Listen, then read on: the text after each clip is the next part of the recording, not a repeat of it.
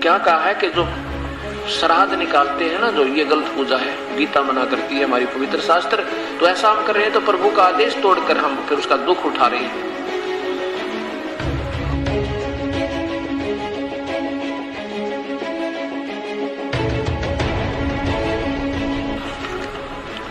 भूत और पितरों की श्राद्ध निकालना, भूत पूजा, पिंड भरवाना, चौराहे की पूजा करना, ये भी मना किया भगवान ने। आप देखो अध्याय नंबर 9 का श्लोक नंबर 25 इसी पवित्र गीता जी का।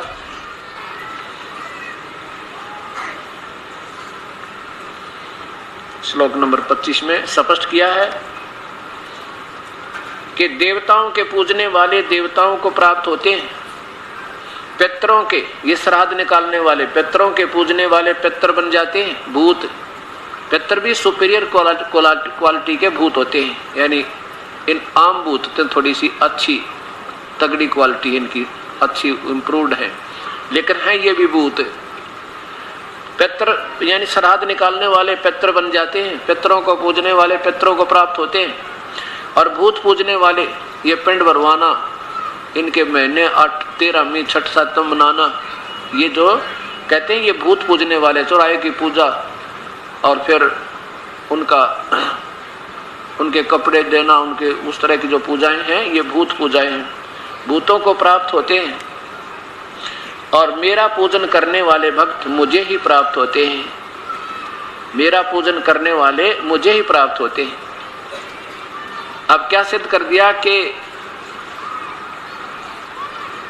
जो श्राद्ध निकालते हैं वो भूत पूजा यानी पितृ पूजा है, और जो श्राद्ध निकालते हैं तो वो आने वाले समय में वो श्राद्ध निकालने वाले भी पितृ बन जाते हैं।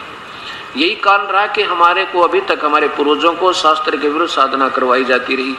वो बड़ी आत्मा थी और उनको भाव कर देते थे कि आपका पिताजी, मुझे वो गुरु लोग बकाया करते, आपका पिताजी दिखाई दिया था मुझे और उसके पास कपड़े नहीं, 5 कपड़े दो उसके, 5 कपड़े खुश होकर देते, पिताजी को कपड़े मिलने चाहिए, पहनते गुरुजी, और बहाना पितरों का। तो ये सब बनावटी बातें बनाएगी। तो क्या कहा है कि जो श्राद्ध निकालते हैं ना, जो ये गलत पूजा है, गीता मना करती है, हमारी पवित्र शास्त्र। तो ऐसा हम कर रहे हैं तो प्रभु का आदेश तोड़कर हम फिर उसका दुख उठा रहे हैं। और पिंड भरवाना, फिर वो फूल उठा कर ले जाना, फिर उसके गया जी में पहुंचना कि तो पिंडारे ले जाना, ये सब भूतों की पूजा, चौराहे की पूजा, किसी बार मड़ी बना कर पूजा करना किसी देव की, तो ये भूत पूजा होती है। इसको क्या बताया है कि देवताओं के पूजने वाले देवताओं के पास जाएंगे, जैसे विष्णु जी का उपासक विष्णु लोक में, शिव का उपासक शिव लोक में, ब्रह्मा का उपासक ब्रह्मा के लोक में, और अपनी खा कर मड़ाई पुनों की फिर नरक में, और फिर पशु बनेगा 84 में, कुत्ता गधा बने। और फिर क्या बताते हैं, पितरों के पूजने वाले पितरों के पास ले जाएंगे, वो पितर बन जाएंगे। अब हमारे पूर्वज शास्त्र विरुद्ध साधना करके सारे पितर बने, और फिर उनकी हमने पूजा करी, हमारे माता पिता ने करी, फिर माता पिता भी पितर बने, फिर हम शुरू हो गए थे, हम भी पितर बनने थे। अब इसलिए गीता विरुद्ध साधना करके हम अपना हानि उठा रहे हैं, लाभ कती नहीं। क्योंकि अभी बताया कि जो शास्त्र विधि को त्याग कर जो मनमाना आचरण करते हैं, वो न किसी उनको परम सिद्धि होती है, ना कोई परम गति, ना कोई सुख हो है। अब ये पितरों की पूजा, श्राद्ध निकालना कहाँ से प्रारंभ हुआ? इन पितरों के संकेत तय, पितरों के आदेश तय, या किसी ऋषि आदि के कहने तय हमने वो शुरू कर दिए, जबकि भगवान का आदेश नहीं है। जैसे किसी व्यक्ति का, गांव में एक व्यक्ति का दोस्त SHO था, थानेदार, और उस व्यक्ति ने अपने दोस्त से कहा कि मेरा एक पड़ोसी है, मुझे बहुत तंग कर रहा है, नाक में दम कर रखा है उसने, रोज परेशान करता है, शराब पी कर गाली देता है, कभी कुछ करता है, तो क्या इलाज करूं?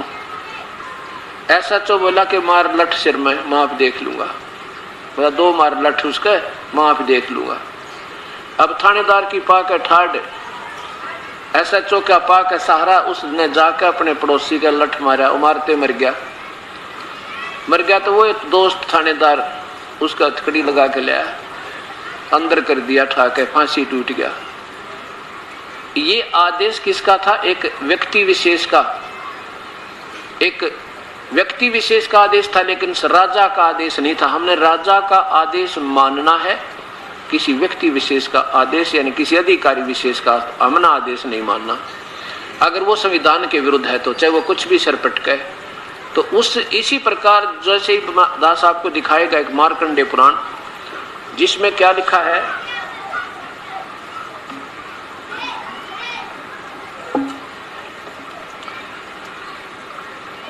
मार्कंडेय पुराण में एक रुचि नाम का ऋषि है और उसने शादी भी नहीं कराई, वेदों को पढ़ा, वेदों अनुसार अपनी साधना, शास्त्र अनुकूल साधना कर रहा था, ओम नाम का जाप जपे था। और उसने सोचा भाई क्यों खाम का पंगे में पा दिया, ना शादी करवाता मैं तो अपनी भक्ति करके बेड़ा पार करवाऊंगा।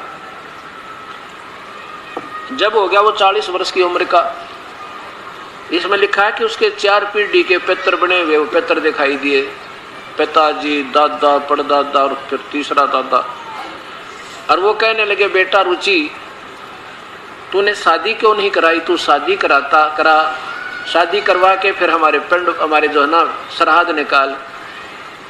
अब रुचि ऋषि कहता है पितामहो, इस पिंड यानी श्राद्ध आदि निकालने को यानी पितरों की पूजा को, इस कर्म कांड को वेदों में मना किया है और मूर्खों की पूजा बताया है, फिर आप क्यों मुझे इस गलत काम में लगा रहे हो।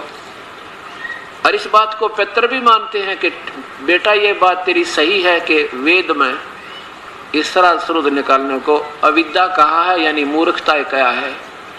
फिर भी का क्या तात्पर्य, अडगम सडगम अपनी अपनी अटकल लड़ा के फिर भी कहा है ऐसा है वैसा है, पितर ये कर देते हैं, पितर वो कर देते हैं, पितर पुत्र दे देते हैं, पितर आप भूखे मरे नो के मेरे श्राद्ध निकाल, बताओ पितर के दे देते हैं। जब गीता में वेद मना करते हैं, स्वयं स्वीकार करते हैं वो पितर और स्वयं भूत बन गए और बेटे को और परेशान मजबूर कर रहे हैं। अब देखो आपके